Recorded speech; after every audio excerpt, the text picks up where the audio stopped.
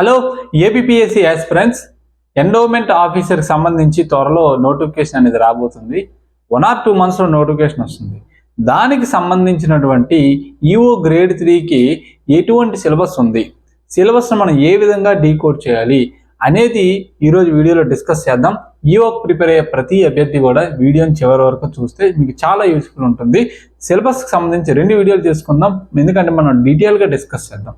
Syllabus చదవగానే మీకు ఒక అవగాహన వచ్చేది, మన ఎగ్జామ్కి చదవగల క్యాపబిలిటీ ఉందా లేదా, లేదంటే ప్రిపరేషన్ స్టార్ట్ చేశాక సిలబస్ ప్రకారంగా మన బిట్లు ఏ విధంగా వస్తాయి అనేది మనం సిలబస్ చదివేటప్పుడే మనకు అర్థమైపోవాలి.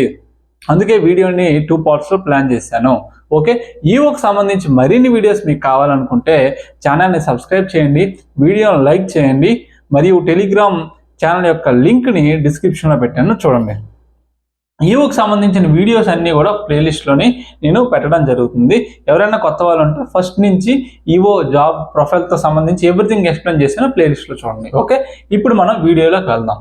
ఈఓ గ్రేడ్ 3 బాగా చూడండి, చాలా డిఫరెన్స్ ఉంది. గ్రేడ్ 3 ఇది. గ్రేడ్ 1కి సిలబస్ వేరు, ఎగ్జామ్ ప్యాటర్న్ వేరు. ఓకేనా, దానికి ఇంటర్వ్యూ కూడా ఉంది.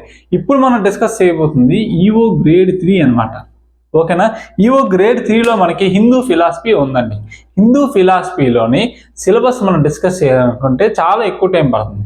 ఒక పీడిఎఫ్ పెట్టుకొని చదివేస్తే 2 నిమిషాలు అయిపోతుంది, కానీ మనకి సిలబస్ని ఎనాలిసిస్ చేయాలి. ఓకే, ఇందులోని రామాయణం, మహాభారతం, భాగవతంకి సంబంధించి ఈరోజు మనం వీడియోలో డిస్కస్ చేద్దాం. సిలబస్లో ఏమిటి మెన్షన్ చేశాడు, ఏ విధంగా బిట్ వస్తుంది అనేది చూద్దాం.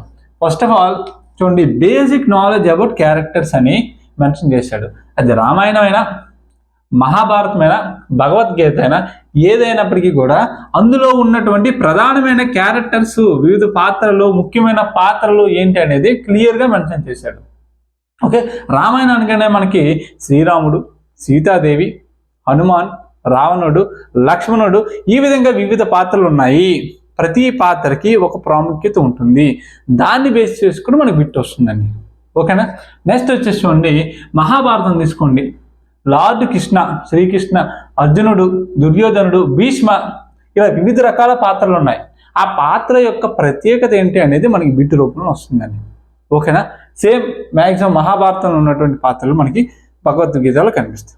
నెక్స్ట్ వచ్చేసి చూడండి, వాల్మీకి రామాయణాన్ని మొత్తం 7 ఖండాలుగా డివైడ్ చేయడం జరిగింది. మొత్తం ఎన్ని ఖండాస్?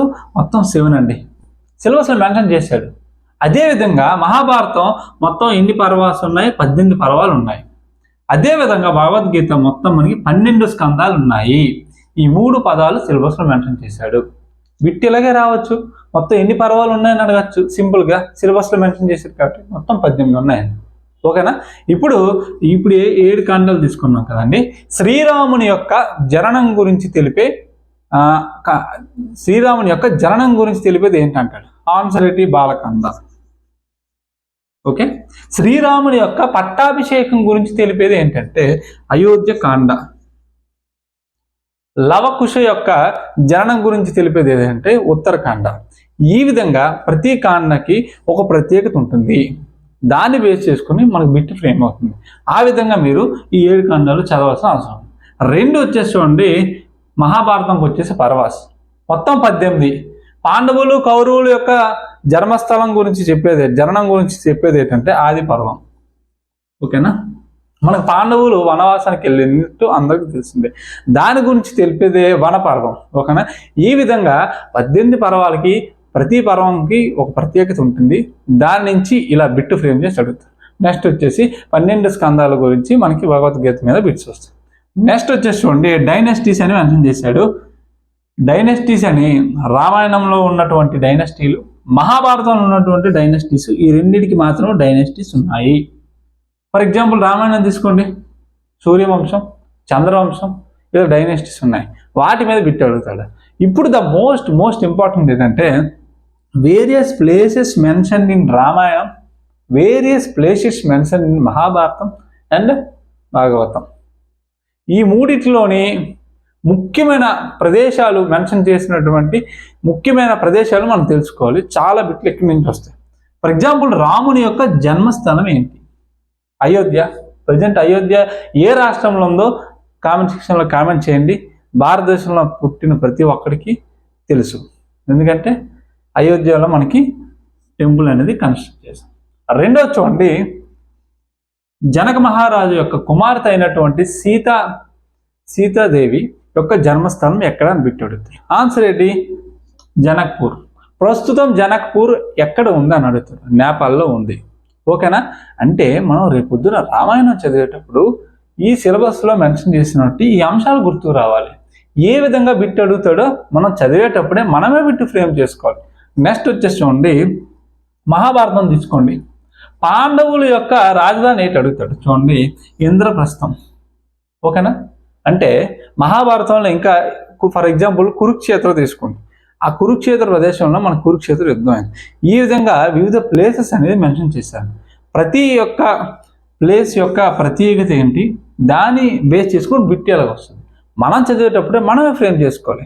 చాలామంది అంటున్నారు ఈవోకి సంబంధించినటువంటి మీరు ఏమైనా క్లాసెస్ చెప్తారంటే 1 వీక్ టైం పడుతుందండి. ఎందుకంటే దాని మీద చాలా గ్రౌండ్ వర్క్ చేయాలి. నోటిఫికేషన్ వస్తుందని చెప్పేసి దాని మీద వెంటనే మనం కోర్స్ లాంచ్ చేసి ఏది పడితే చెప్పకూడదు. దాని మీద చాలా గ్రౌండ్ వర్క్ జరుగుతుంది. ఖచ్చితంగా వితిన్ 1 వీక్లో ఖచ్చితంగా కోర్స్ అయితే మ్యాక్సిమం లాంచ్ చేస్తాము. 1 ఇంక్లూడింగ్ టెస్ట్ సిరీస్తో కలిపే చేస్తాం. ఓకేనా? 2 ఇది సిలబస్లో మెన్షన్ చేసినటువంటి రామాయణ మహాభారతం భగవద్గీతకు సంబంధించి మొదటి 3 పాయింట్లు. ఈ విధంగా మనం సిలబస్ని డిస్కస్ చేస్తేనే మీకు ఈవోకి సంబంధించి పూర్తి అవగాహన వస్తుందండి. ఏదో చిన్న పీపీటీ వేసి చదివేస్తే మీకు అర్థం కాదు.